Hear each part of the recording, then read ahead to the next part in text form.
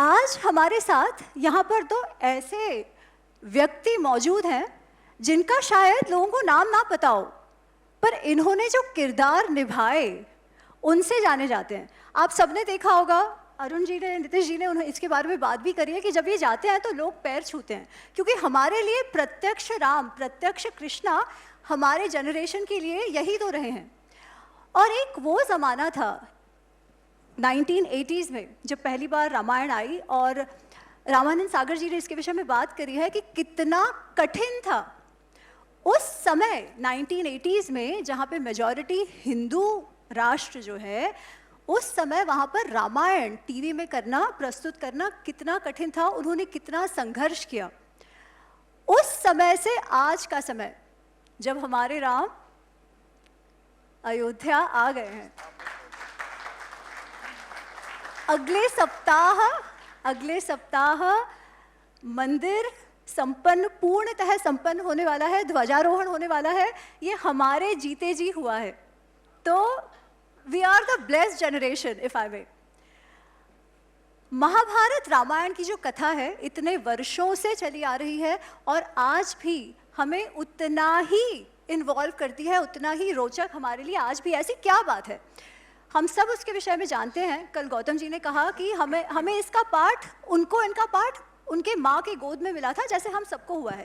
पर हमारे जनरेशन के लिए इन दो कथाओं को लाइव करने का काम, कूल बनाने का काम रामानंद सागर जी की रामायण और B.R. चोपड़ा जी की महाभारत ने किया है। तो आज का जो संवाद है हम उससे ही शुरू करेंगे, इन दो श्री राम श्री कृष्ण से शुरू करेंगे। और पहला प्रश्न मैं आपके लिए पूछती हूँ अरुण जी, वो समय जब रामायण टीवी पे लाना एक संघर्ष था और आज का समय, आपके लिए ये पूरी जर्नी हिंदुओं के लिए और भारतीयों के लिए कैसी लग रही है? आपका क्या विचार है इस पे? How do you see the evolution, if I may? जय श्री राम। आपने दो शब्दों का प्रयोग किया, हिंदुओं के लिए और भारतीयों के लिए। मैं एक शब्द पर ज्यादा जोर देना चाहूंगा, भारतीयों के लिए। रामायण हमारा धार्मिक ग्रंथ है, एग्रीड, माना। लेकिन रामायण में ऐसा कुछ भी नहीं है कि जिसे हार्डकोर धर्म से जोड़ दिया जाए। रामायण में जो भी कुछ है वो पारिवारिक है और सामाजिक है। इसलिए इसकी जर्नी इतने साल पहले जब शुरू हुई थी, एज यू सेड इट, के उस वक्त रामायण लाना मुश्किल था। हाँ, क्योंकि उस वक्त विचारधारा, ऊपर बैठे वाले लोग जो जिन विचारधाराओं के थे उनमें वाकई मुश्किल था वो। लेकिन किसी ने शायद साहस कर लिया इस बात का। तो रामायण की जो जर्नी है वो धीरे धीरे सामाजिक और पारिवारिक, इन दो चीज़ों को लेकर बनती है बेसिकली।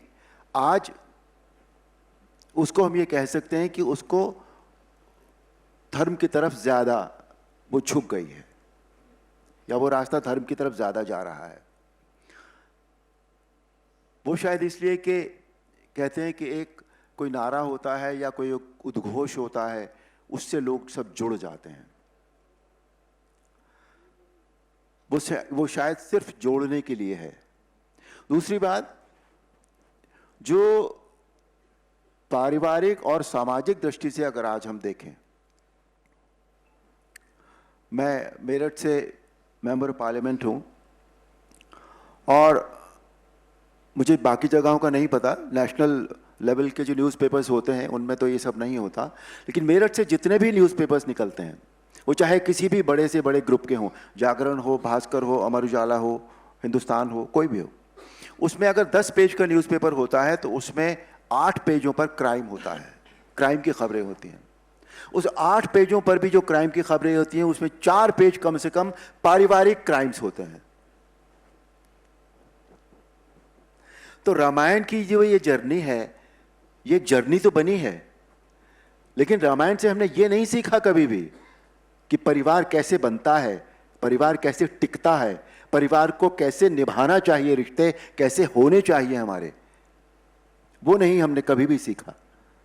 इसके लिए इसी जर्नी में अपने आप को पूरी तरह जोड़ने के लिए मैं जुड़ा तो हुई हूँ। इस जर्नी में मैं मतलब इतना ज़्यादा, आप सब जानते हैं, मैं इतना ज़्यादा जुड़ा हूँ कि मुझे जब मैं कहीं लोग मुझे देखते हैं तो ये नहीं कहते कि अरुण गोविल जा रहे हैं, हे श्री राम इज़ गोइंग।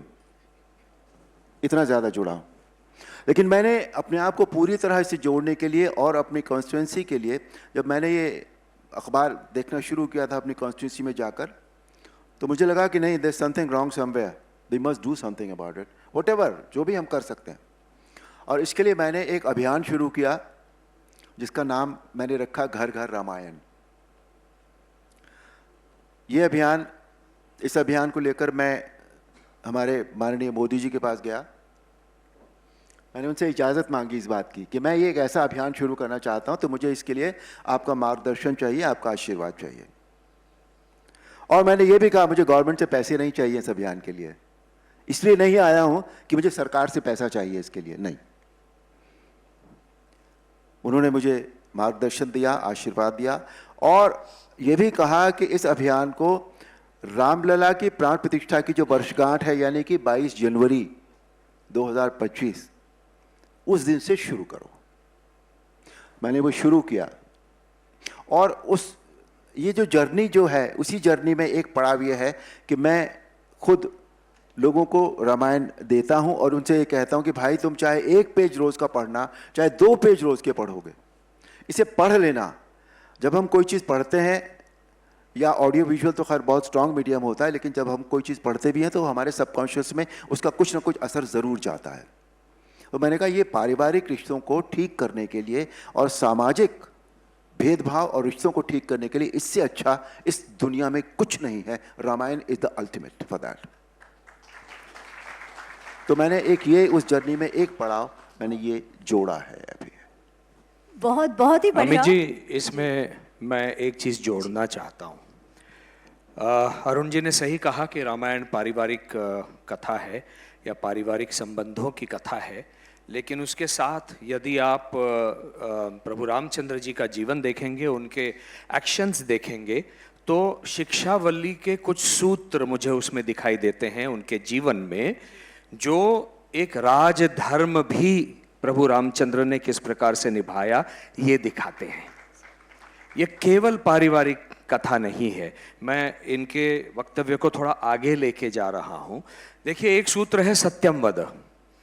उन्होंने सत्य कहा, जो आपने वचन दिया, मैंने एक पुत्र धर्म निभाते हुए वो मैं करूंगा जो आपने वचन दिया। धर्मंचर, धर्म का आचरण करूंगा।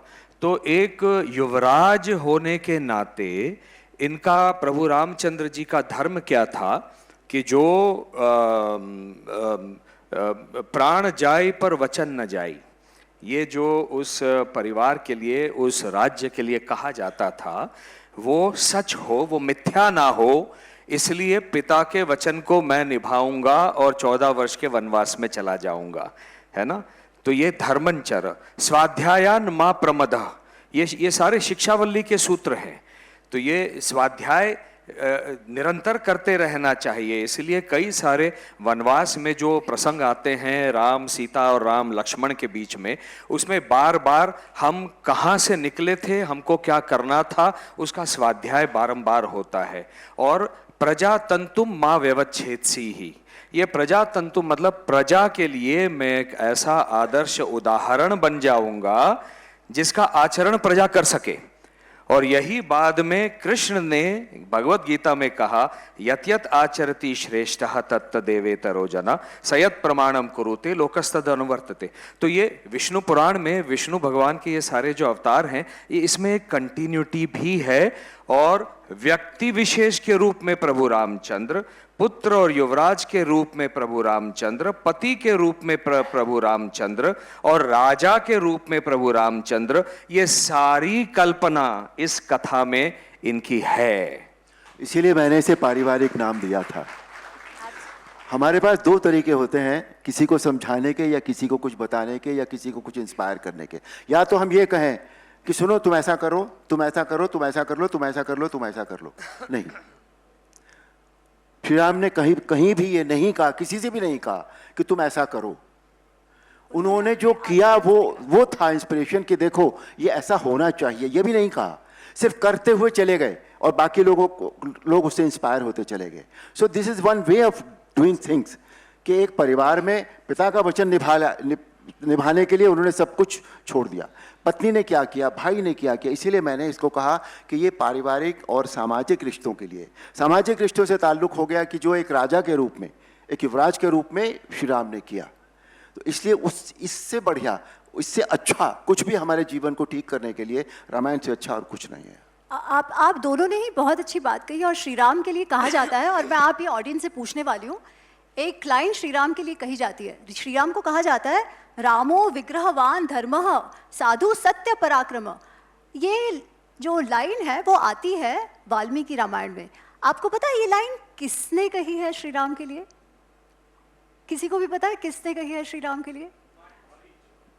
मारीच। मारीच कौन है? मारीच राक्षस है। मारीच वो है जो विश्वामित्र जो यज्ञ कर रहे थे उसका विघ्न करने का प्रयत्न कर रहा था। तब श्री राम ने उसे जीवित छोड़ दिया था, बट हरा दिया था। सुबाहु उसका जो भाई था उसे मार दिया था। आप ऐसे बनो कि आपके जो दुश्मन है, जो शत्रु है, वो भी ये कहे कि राम जो है वो धर्म का मूर्तिमंत प्रतीक है। हर क्षेत्र में, हर रिश्ते में उन्होंने धर्म को निभाया है। इस पर मैं वापस आऊंगी आपके पास अरुण जी, इस धर्म की परिकल्पना को समझने के लिए। पर उसके पहले मैं आपके पास जानना चाहती हूँ नीतीश जी, युद्ध तब भी हुआ, संघर्ष आज भी चल रहे हैं। जो वो युद्ध हुआ उसमें नहीं तो नहीं 50 लाख लोगों की मृत्यु हुई, देहांत हुआ। आज भी लोग पूछते हैं क्या इतना विनाश करने की आवश्यकता थी? और अगर तब ऐसा था तो आज उसे कैसे देखा जाए? क्योंकि युद्ध के नॉर्म्स बदल गए हैं, युद्ध के तरीके बदल गए हैं। तो अगर श्री कृष्ण आज होते तो हमारे इस जनरेशन के लिए वो क्या मैसेजेस देते?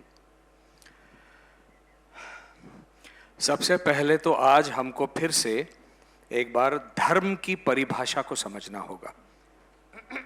वो युद्ध भी हुआ किस धर्म की संस्थापना के लिए और किस धर्म को बचाने के लिए हुआ। आज भी जो युद्ध हो रहे हैं किस धर्म को बचाने के लिए हो रहे हैं, किस लिए हो रहे हैं। धर्म की परिभाषा दुर्भाग्य से आज हो गई है रिलीजन। रिलीजन धर्म नहीं है। सनातन संस्कृति ने जिसे धर्म माना, यस्यात् धारण संयुक्तः स धर्म इति निश्चय, ये उसकी परिभाषा है ना। धर्म वो है जो समाज को जोड़ के रखे, स इति निश्चय, और निरंतरता से चलता रहे, विकास करता रहे। विकास किसका करना है? उन मूल्यों का करना है जो व्यक्ति विशेष में है। व्यक्ति विशेष के मूल्यों का विकास होगा तो समाज विकसित होगा आध्यात्मिक रूप से, वैसे ही राष्ट्र विकसित होगा।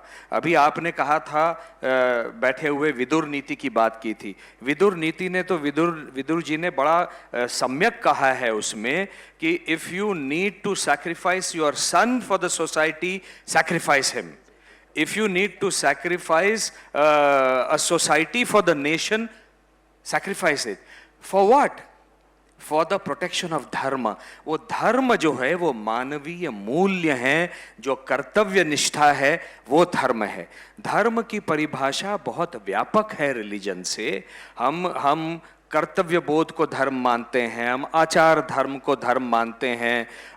यहाँ पर गृहस्थाश्रम में एक पति पत्नी का धर्म होता है, ब्रह्मचर्य आश्रम में, आश्रम व्यवस्था में धर्म की परिभाषा अलग है कि नहीं। प्रकृति धर्म है तो प्रकृति धर्म, प्रकृति भी निभाती है, मनुष्य को भी निभाना है। तो धर्म की ये जो इतनी व्यापक परिभाषा है, इसके लिए आज युद्ध नहीं हो रहे हैं।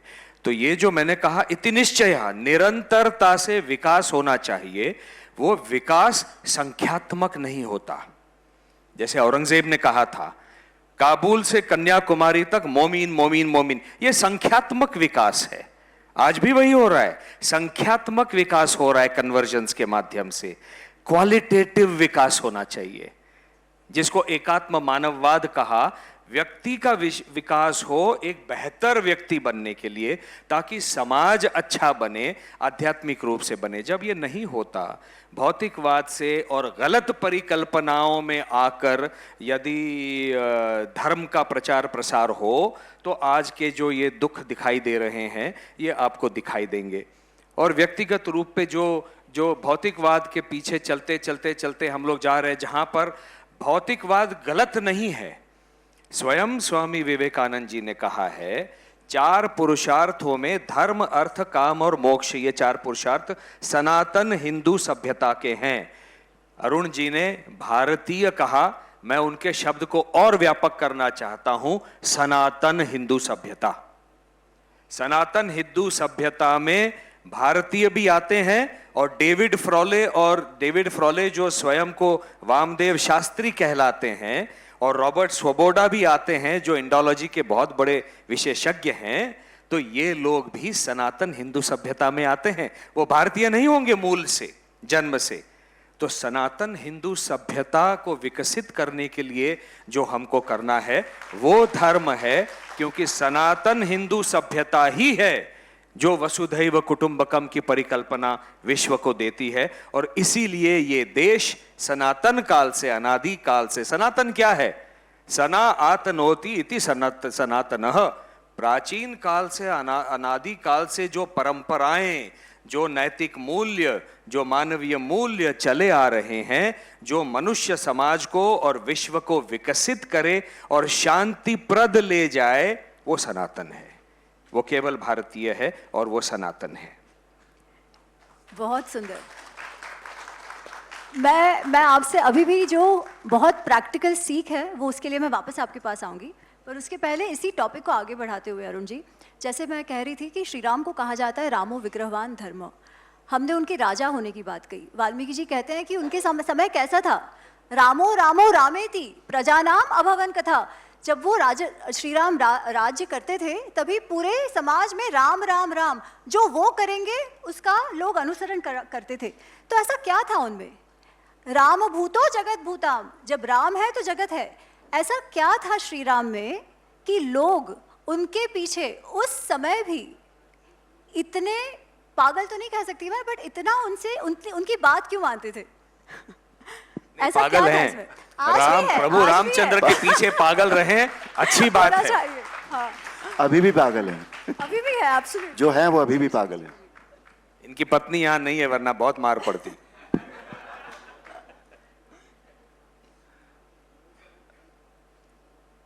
राम जी के बारे में जो 2 शब्द हैं, नैतिक मूल्य और मानवीय मूल्य, उनके पूरे चरित्र में वही 2 बातें जो है सबसे ज्यादा मुखर होकर आती हैं।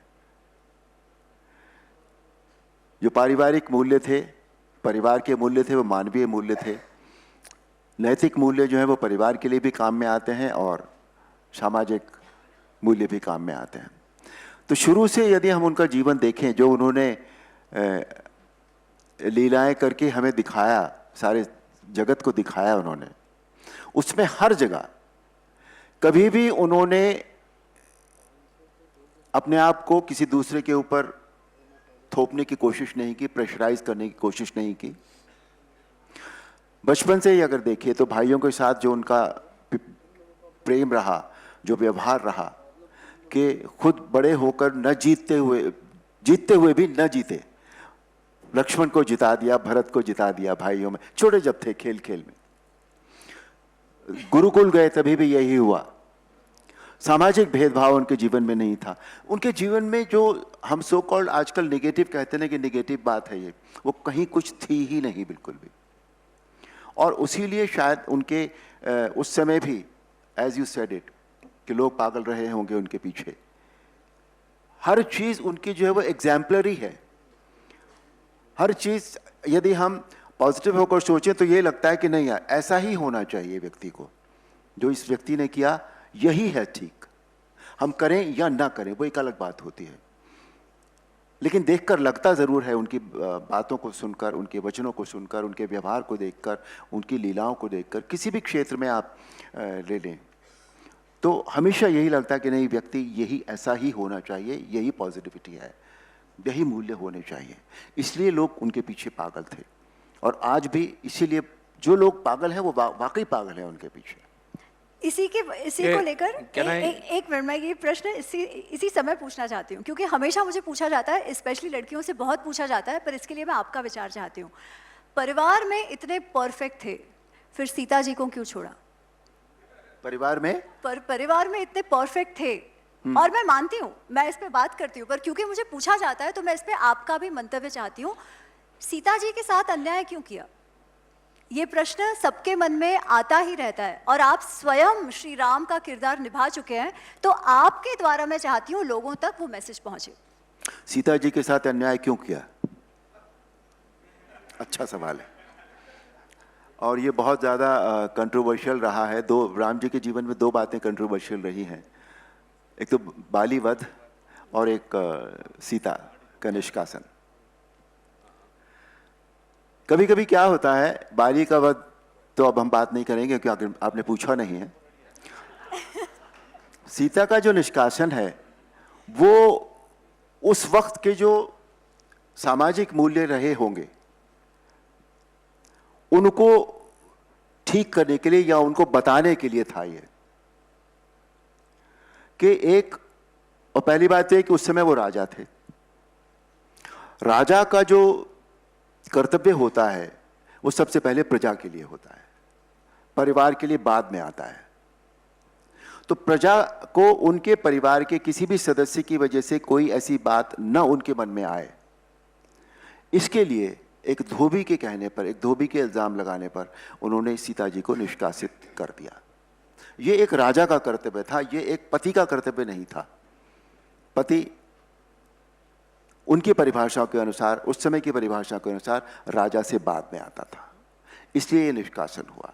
और इसलिए अब हम इसे आज की दृष्टि से देखें या महिलाओं की दृष्टि से देखें तो अन्याय था, ये पक्की बात है। लेकिन उस वक्त में ये अन्याय नहीं था, ये उनकी एक लीला थी कि राजा सर्वोपरि होता है, पति बाद में होता है।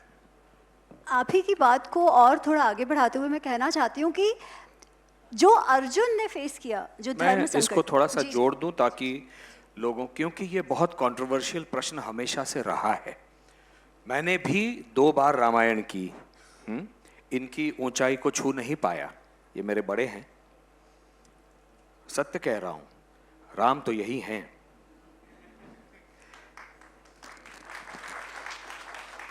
लेकिन उसके लिए अभ्यास बहुत किया, और जो मैंने जाना, इन्होंने एक बात बहुत अच्छी कही कि राजा का कर्तव्य, देखिए हम में से प्रत्येक व्यक्ति पिता भी होता है, पति भी होता है, और ऑफिस में कुछ कर रहा होता है ना। तो राम भी, प्रभु रामचंद्र भी पिता भी थे, तब तो पिता नहीं थे, पति भी थे और राजा भी थे। पति ने अपनी पत्नी का त्याग नहीं किया, राजा ने रानी का त्याग किया। ये सही कहा इन्होंने। तब के ये सामाजिक मूल्य नहीं थे, ये राजधर्म था। प्रजातंतुम मां व्यवच्छेदसी ही, ये जो सूत्र मैंने पहले ही बताया शिक्षावल्ली का, वो यही कहता है, प्रजातंतुम मां व्यवच्छेदसी, मैं प्रजा के लिए आदर्श उदाहरण बन के दिखाऊंगा। ये उन्होंने अपने गुरु वाल्मीकि जी से कहा था, क्योंकि जब वो आए थे वापस तो उद्विग्न से बैठे हुए थे। देखिए इतना सारा ज्ञान लेके आए गुरुकुल से, समझ में नहीं आया। तो विश्वामित्र गए वहां पर और उन्होंने देखा कि प्रभु रामचंद्र जो हैं, रामचंद्र उद्विग्न बैठे हुए। उन्होंने वाल्मीकि जी से, वशिष्ठ जी से कहा कि आपका शिष्य जो है वो उद्विग्न बैठा है, उसको दोबारा एक बार सारा क्रैश कोर्स कराइए सब चीज का। तो वो जो क्रैश कोर्स है उसका नाम है योग वशिष्ठ। योग वशिष्ठ वो शास्त्र है जो गीता का प्रिकर्सर है, और इसीलिए प्रभु रामचंद्र के बाद जो कृष्ण आते हैं वो अलग ढंग से यही सारी लीलाएं करते हैं। और इसीलिए राजा राम ने रानी सीता का त्याग किया, लेकिन एक व्यक्ति विशेष के रूप में प्रभु रामचंद्र जो अपनी पत्नी से निस्सीम प्रेम करते थे, उन्होंने जाकर शरयू नदी के तट पर कुटिया बनाई और ये कहा कि मेरी पत्नी वहां पर अगर शरशैया पर सो रही है तो मैं राजप्रासाद में नहीं सोऊंगा, मैं कुटिया में तृण की शैया पर सोऊंगा और दरबार में जाकर अपना राजपाट का काम करूंगा। यह लव स्टोरी है। रामायण लव स्टोरी है जो कोई नहीं देख रहा है। और हम में से प्रत्येक व्यक्ति अलग अलग धर्म निभा रहा होता है। राजा राम ने राज धर्म निभाया और पति राम ने पति धर्म निभाया। और ऐसा ही होता है, आज भी होता है। और जो इसके पहले आपने पूछा था कि क्यों पागल है राम के पीछे, जो समाज के जितने अलग अलग घटक हैं, मैं फिर से धर्म की परिभाषा पर आता हूं, है ना, संयुक्त करना है, जोड़ना है। समाज को जोड़ने का काम धर्म करता है, जो राजा राम ने किया, राजकुमार युवराज राम ने किया। केवट से लेकर धोबी तक, उसके बीच में अहिल्या भी आई, उनका भी उद्धार किया। तो महिलाएं उनकी श्रद्धा भाव से भक्ति करती हैं। शबरी जो कि वनवासी थी, उसके जूठे बेर खाए। पता है यह वनवासिनी है, जूठे बेर खाने की कोई आवश्यकता नहीं थी। इस प्रकार से उन्होंने अपने कर्मों के माध्यम से जिस प्रकार से समाज में एक संदेश दिया, वो संदेश आज भी चिरंतन है। और इसीलिए प्रभु रामचंद्र की पूजा होती है। और सारा समाज उनके पीछे, जो आप कह रही हैं पागल हैं, वो इसीलिए पागल है। और वही कार्य बाद में जाकर कृष्ण ने किया, वो चाहे कुब्जा हो या उनकी वो माखन चोरी की लीला हो, जहां चारों वर्णों के बच्चों को एक साथ करके ब्राह्मण, क्षत्रिय, वैश्य और शूद्र वर्णों के बच्चों के कंधों पर ऊपर चढ़ते हुए उन सब का प्रतीक मैं हूं, इसलिए वो जो नवनीत है उस पर सबका अधिकार है, इसलिए उसको फोड़कर नीचे लाऊंगा और सब में बांट दूंगा। ये वही कार्य प्रभु रामचंद्र का श्री कृष्ण भगवान ने किया है। नरकासुर के जेल में से 16,100 स्त्रियों को जो छुड़ाया, और उन्होंने जब कहा कि ये वो समाज है जहां एक धोबी सीता मैया के ऊपर शंका ले सकता है, संदेह कर सकता है उनके चरित्र पर, तो हम तो नरकासुर की जेल में रहकर, कारागार में रहकर आई हैं, हमारा इस समाज में स्थान क्या होगा। इसलिए उन्होंने उनको सामाजिक स्थान देने के लिए नाम मात्र सांकेतिक रूप से विवाह किया। ये आप मेरी पत्नियां कहलाओगी, लेकिन आपको पूर्ण छूट है कि आपको जो जीवन जीना है आप जिए, है ना। इसलिए स्त्रियां जो हैं वो आज उनकी पूजा करती हैं। हर बड़ा व्यक्ति, अब आपने ये जो सीता की बात कही है, गांधी जी को देख लीजिए, क्या गांधी जी का परिवार सफर नहीं हुआ? उनके बच्चों को, स्वयं गांधी जी बैरिस्टर होके आए इंग्लैंड जाके, उनके बच्चों को अंग्रेजी स्कूल तक में नहीं डाला। अगर वो अपने बच्चों को अंग्रेजी स्कूल में डालते तो वो जो राजनीति कर रहे थे उसका विपर्यास नहीं होता, उसके विपरीत नहीं होता। तो राजधर्म निभाते निभाते प्रत्येक व्यक्ति को त्याग करना पड़ता है, जो प्रभु रामचंद्र ने किया। बहुत बहुत बढ़िया। मेरा ये प्रश्न पूछने का मेरा उद्देश्य ही यही था कि हम धर्म संकट को समझे। एक अगर मुझे कारण बताना हो कि क्यों आज भी दोनों महाभारत और रामायण इतने प्रासंगिक है, तो ये कारण से है कि धर्म संकट, डिसीजन मेकिंग हम सबके जीवन में आता है, पर उस डिसीजन मेकिंग में कई बार ट्रेड ऑफ्स भी करने पड़ते हैं, अपने अपनों को भी छोड़ना पड़ता है अगर आपको एक आदर्श स्थापित करना हो तो, जो दोनों श्री राम और श्री कृष्ण ने अपने अपने तरीकों से किया। जब धर्म संकट की बात आती है तो अर्जुन की बात तो आती ही है।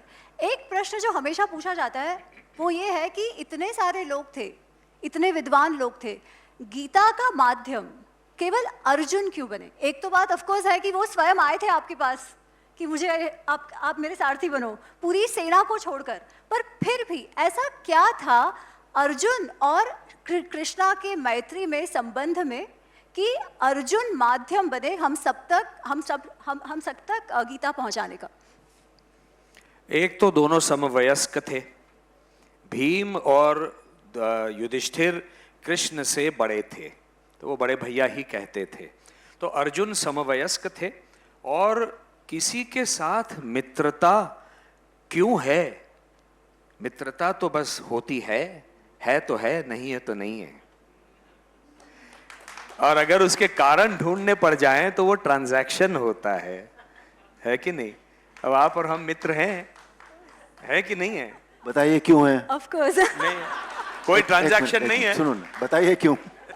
देखिए ये तो फैन वाला बात है। आप दोनों के लिए तो मैं फैन हूँ, मित्र आप कह रहे हो, ये आपका बड़प्पन है। नहीं, तो मेरा और देखिए, कृष्ण त्रिकालदर्शी थे। उनको ये पता था कि ये समय आने वाला है, और इसीलिए पांचाली का विवाह जो उन्होंने कह दिया कि पांचों से होना आवश्यक है, वो उसको भी उन्होंने सम्यक ठहरा दिया। और उनको पता था कि एक समय ऐसा आएगा, क्योंकि कर्ण के बिना दुर्योधन ये युद्ध कर ही नहीं पाता, और कर्ण की तोड़ जो है वो केवल अर्जुन के पास थी और किसी के पास नहीं थी। क्योंकि कर्ण के पास भीम और अर्जुन, इन दोनों के जो शरसंधान की ताकत थी वो कर्ण के अकेले में थी, और इसीलिए अर्जुन एक माध्यम बना। दूसरा, उसने गांडीव नीचे रख दिया।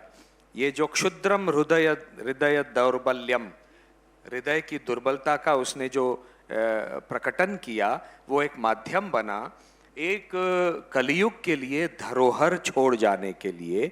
ये वेद और उपनिषदों के उपवनों के चुने हुए पुष्पों का गुलदस्ता है श्रीमद् भगवत गीता इति स्वामी विवेकानंद। और इसीलिए अर्जुन माध्यम बना। लेकिन अर्जुन ही माध्यम नहीं बना, वो सुनाई किसने? संजय ने। सुनी किसने अर्जुन के अलावा? धृतराष्ट्र ने। और वो धृतराष्ट्र पहले ही श्लोक में क्या कहते हैं? धर्म क्षेत्रे कुरुक्षेत्रे समवेता युयुत्सवा। कुरुक्षेत्र को वो धर्म क्षेत्र कह रहे हैं, अर्थात कुरुक्षेत्र रणांगण है, उनको पता है यहां तो ब्लड बाथ होने वाला है, मृत्यु यहां पे मंडरा रही है, ये उनको पता है। लेकिन ऐसे कुरुक्षेत्र रणांगण को भी, रणभूमि को भी उन्होंने धर्म क्षेत्र कहा। इसी में ही निहित है कि उन्हें पता था कि ये युद्ध धर्म युद्ध है, ये धर्म की रक्षा के लिए किया जा रहा युद्ध है।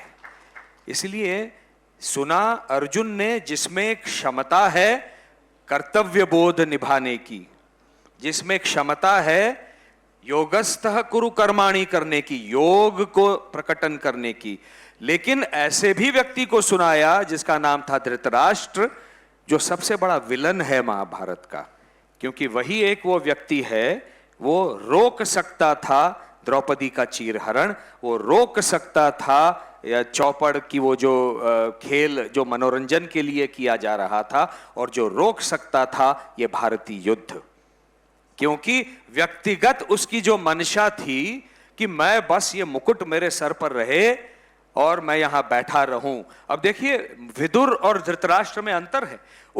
हमको हमेशा हर चीज को, ये मैं आज के सारे लोगों से कहना चाहूंगा, आज अगर कोई समाज में गलत चीज हो रही है तो उसका मापदंड क्या होता है आपके लिए? आईपीसी, इंडियन पिनल कोड या भारतीय न्याय संहिता, ये होता है ना, वो आज का लॉ है ना। तो तत्कालीन लॉ क्या था ये देखना पड़ेगा। तत्कालीन जो नियम थे राजधर्म के, राजगद्दी पर कौन विराजमान होगा, एक अंध व्यक्ति राजगद्दी पर विराजमान नहीं हो सकता, ये उसमें लिखा हुआ था। और इसीलिए धृतराष्ट्र को वहां नहीं बिठाया, है ना, और पांडु को बिठाया। तो लेकिन मेरे मन में इच्छा है, वो गलत इच्छा भले ही हो, मैं उसको गलत नहीं मानता। और वही उसका बेटा जो दुर्योधन है, उस गलत इच्छा के कारण उसको अपना एक एंटाइटलमेंट लगा कि मैं युवराज बन सकता हूं, मैं राजा बन सकता हूं, मेरा अधिकार है। और इसीलिए हमेशा अध्यात्म जो नहीं समझ रहे हैं उनको भी समझाना पड़ता है। जीवन में डूज एंड डोंट्स होते हैं। मैं हमेशा से कहता हूं लोगों को, डोंट्स भी सीख लीजिए। डूज तो सारे सिखाते हैं, सक्सेसफुल लोगों के आत्मचरित्र पढ़ने के लिए सारे बोलते हैं, फेलियर्स के पढ़िए, धृतराष्ट्र को पढ़िए तो पता चलेगा कि क्या उसने किया होता तो ये नरसंहार नहीं होता, है ना। निगेटिव्स को पहचानना शुरू कर दीजिए, आप अपने आप जो बचेगा वो पॉजिटिव ही होगा और कुछ नहीं होगा उसके सिवाय। एक्चुअली इस धृतराष्ट्र को जो जब वैशंपायन कह रहे हैं, वो कह रहे हैं कि दुर्योधन क्या है, मन्युमय महाद्रुम, रेज का बड़ा सा वृक्ष, अधर्म का वृक्ष है जिसका मूल धृतराष्ट्र है। ये वैशंपायन जी कहते हैं, व्यास जी कहते हैं। हमारे पास लास्ट के 5 मिनट है, मुझे बहुत कुछ पूछना था पर आप दोनों से मैं क्विकली एक एक प्रश्न पूछना चाह रही हूँ। सेम प्रश्न है दोनों के लिए। अगर श्री राम कृष्ण से मिलते या आज मिल रहे हैं तो श्री कृष्ण को क्या कहते हैं, और श्री कृष्ण और उनको कहने के माध्यम से हम सबसे क्या कहते हैं, और यही बात कृष्ण राम से क्या कहते और उसके माध्यम से हम सबसे क्या कहते, ये हमारा आखिर का प्रश्न है। आज अगर मिलते की बात करिए ना, आज मिलते कि भाई तब जो था, कभी भी मिलते तो क्या कहते एक दूसरे से, उनके जीवन के बारे में, धर्म के बारे में, जो भी। अगर कृष्ण मिले तो आप क्या कहते? ये बहुत सोचना पड़ेगा मुझे तो बहुत सोचना पड़ेगा, बिकॉज राम जी ने जो है ये बहुत कम बोला है बेसिकली। कृष्ण ने बोलने के सिवाय और कुछ किया नहीं। बोल कर सब कुछ कर दिया। एक बार रथ पर चढ़े तो बोलना शुरू किया तो फिर बोलते ही रहे। और श्री राम ने बिल्कुल भी नहीं बोला है बेसिकली, वो चुपचाप रहकर अपना काम करते चले गए हैं। तो आज क्या बोलते? आज तब नहीं बोला तो आज तो बोलिए। अरे तब नहीं बोला, आप मुस्कुराते रहे, हम भी पागल होते गए। तब मैं कृष्ण नहीं था, इनको देखता था टीवी के ऊपर, क्या सुंदर मुस्कुराते थे। अब बताइए, सिर्फ मुस्कुराने से कोई पागल हो सकता है तो बोलने की क्या जरूरत है? अब ये पूरी तरह से राजनेता हो गए हैं। बोलते तो क्या होता फिर? ये पूरी तरह से राजनेता हो गए हैं, उत्तर नहीं देना चाहते। अब तुमने जहां छोड़ा था वहां से किसी को तो पकड़ना था। यही तो बोलना था, मैं इसी उत्तर की प्रतीक्षा कर रहा था दाऊ, कि जहां मैंने छोड़ा है कृष्ण वहां कंटिन्यू करो। यही तो राम बोलते। श्री राम ने छोड़ा कुछ भी नहीं था, जो करने के लिए उनका अवतार हुआ था वो पूरा करके गए थे। बिल्कुल उन्होंने छोड़ा कुछ नहीं है। दोनों के जीवन में जो भी उन्होंने जिस तरह से किया है, बहुत भिन्नताएं हैं दोनों में। दोनों के अप्रोच करना एक ही होता है कि जब जब धर्म की हानि होती है या मूल्यों की हानि होती है तब तब प्रभु का अवतार होता है। हर प्रभु एक ही तरह से करेंगे तो अलग अलग उनको नाम भी नहीं दे सकते हम। इसलिए श्री राम ने अपने तरीके से किया और श्री कृष्ण ने उसको अपने तरीके से किया। श्री राम ने ये नहीं कहा कि ये करना है, वो करते चले गए कि देखो तुम इसे देख लो, ये ऐसे होगा, ये बस मन ही मन में। और कृष्ण ने ये कहा कि नहीं देखो इसको ऐसे करना है, ये करोगे तो ये होगा, ये करोगे तो ये होगा, और ये नहीं करोगे तो ये होगा। तो दोनों की अप्रोच बिल्कुल अलग है। करना वही होता है प्रभु को जो श्री राम ने भी किया और श्री कृष्ण ने भी किया। It's as simple as that. मैं काल को एक सूत्र में देखता हूं। त्रेता युग को अलग, कलयुग को, द्वापर को अलग, कलयुग को अलग, ऐसे नहीं देखता हूं। जिस प्रकार से कलयुग की छायाएं द्वापर में दिखाई दे रही थीं, वैसे ही द्वापर की छायाएं, मतलब जैसे चीरहरण हुआ, वो त्रेता में भी दिखाई दे रही थी। कभी ऐसा नहीं होता कि एकदम से एक काल युग खत्म हो गया तो उसका सब कुछ खत्म हो गया। आर्किटेक्चर में देख लीजिए, मौर्यन आर्किटेक्चर जो है उसका इन्फ्लुएंस जो है वो आने वाले और 200-300 वर्षों तक था। तो कोई भी कालखंड खत्म हो गया, ओवरनाइट चेंज नहीं होता। तो जो चीरहरण आपने द्वापर में देखा, वही रूमा को जबरदस्ती जो रख लिया था बाली ने, और तब क्या करना आवश्यक था? राम के तरीके से नहीं जाना था, कृष्ण के तरीके से जाना था। इसलिए बाली का वैसे वध किया।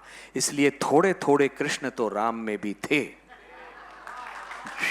बाली का वध होना इसलिए जरूरी था कि श्री कृष्ण ने सुग्रीव से ये कह दिया था, जब मित्रता की थी श्री राम ने सुग्रीव से ये कह दिया था कि मैं तुम्हारा मित्र हूं, और एक मित्र का कर्तव्य होता है कि वो दूसरे मित्र के दुख जो भी उसके हैं उन सबको दूर करे। और सुग्रीव का ये बहुत बड़ा दुख था रुमा का, इसलिए, और उसको उसका जो हल था वो केवल वही था कि बाली का वध किया जाए, इसलिए श्री राम को वो वध करना पड़ा। किया उन्होंने कृष्ण के तरीके से।